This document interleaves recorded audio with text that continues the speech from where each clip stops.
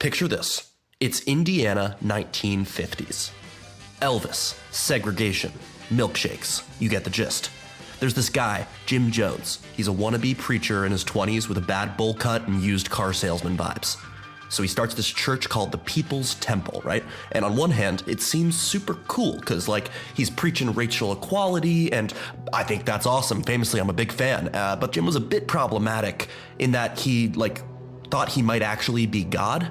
Yeah, so he starts pulling people in to his church, you know, like old ladies, working class folks, minority families tired of being treated like crap by society. And, they're all like, yeah, this guy makes sense. He says we're all equal. He gives us really good casseroles. Jones was a really good cook, and he gave people casseroles. I forgot to mention that. Hold on one sec. Okay, sorry about that. I just got a little hungry. I had half a meatball parma in the fridge, so yeah. Jump ahead to the 60s. Jim packs up the People's Temple, and he moves it to California, which, like, classic move. Very culty place. So the cult gets huge in San Francisco, and Jones gets super rich because he's making all of his followers give him their money. And then they all start calling him father.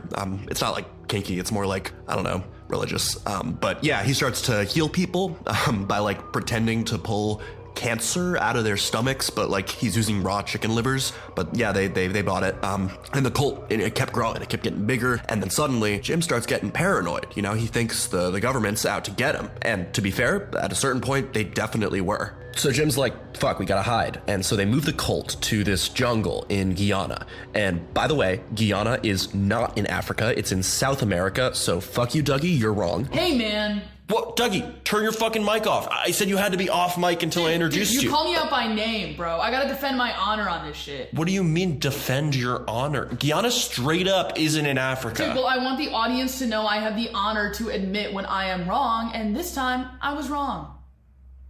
Anyway, Jim buys some land in the middle of the jungle. He names it Jonestown because, of course, he's very humble. And he tells everyone this is paradise. Okay, I have a jungle soundscape somewhere here. One sec. Damn it, where is it?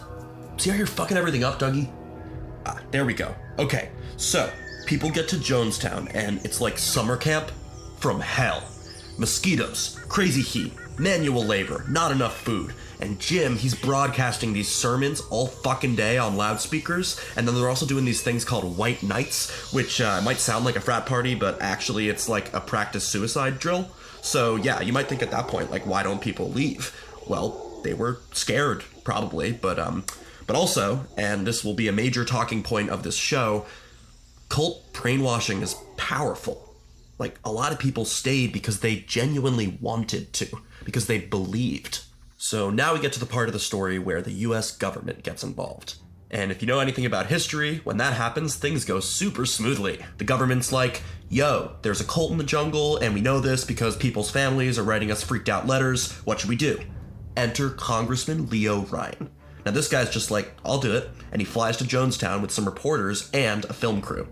He's like, sup, just checking in on your jungle church. And at first, Jim's all like, no problem, dude. Come see how happy everyone is. And everyone acts all happy, and they try to sing and dance and stuff, even though they're starving.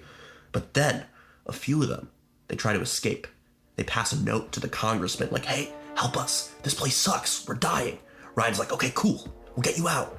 But as soon as they're leaving, Jim sends some of his goons to the airstrip, and they straight up murder the congressman, and the reporter, and the defectors.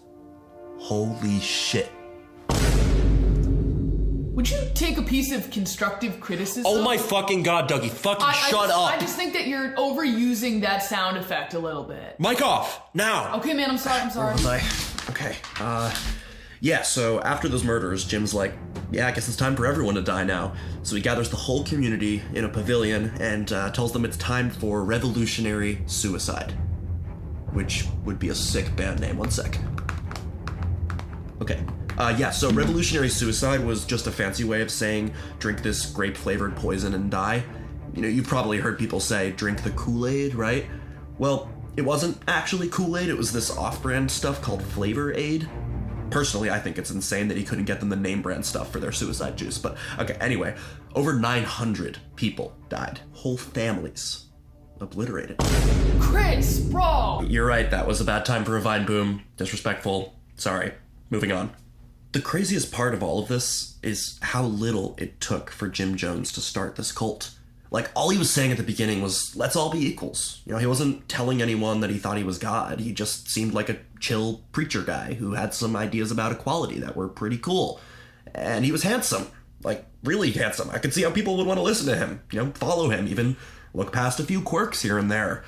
And then eventually end up killing themselves in the jungle.